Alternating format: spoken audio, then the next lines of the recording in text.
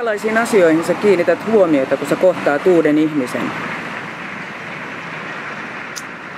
Joo, no ensiksi tietenkin ulkonäköön, sen jälkeen käytökseen, siihen mitä hän sanoo.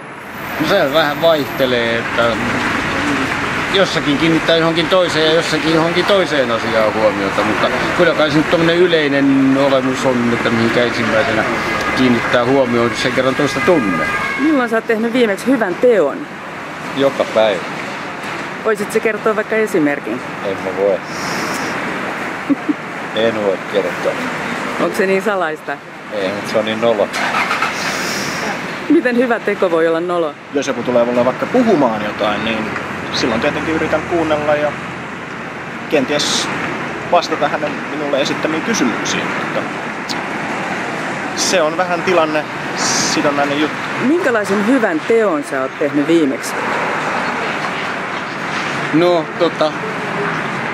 tyhjensi tän ison tuhkakupin.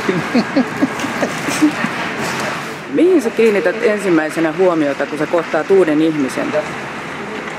Silmiin. Se on oikein hyvä. Mitä sun mielestä tässä yhteiskunnassa pitäisi tehdä, että meillä kaikilla olisi samanlaiset oikeudet ja meitä kohdeltaisiin samalla tavalla?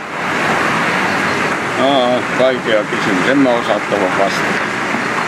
Niitä on niin paljon kaikkia asioita ja kaikkia on yritetty, mutta eipä toivottavasti hyvin näytä menevän tälläkään hetkellä noin päättäjät päättämättömiä. Onko kaikilla samanvertaiset oikeudet? No kyllä, mun mielestä tällä hetkellä Suomessa on asiat ihan mallillaan. Milloin sä oot itse mennyt puhumaan jollekin ihmiselle, jota sä et tunne? Monessa tilanteessa, että jos mä varmaan useimmiten nämä tilanteet liittyy omiin motiiveihin, jos mä tarvitsen vaikka tietoa jostain tai ehkä apua, silloin saatan. Tietenkin jos näyttää siltä, että jollakulla voi olla tarve avulle, niin silloinkin voin mennä hänelle puhumaan. Mun mielestä en mä itse kokenut, että systemaattisesti meidän yhteiskunta kohtelee ihmisiä eriarvoisesti, vaan ne on semmoisia tapauksia.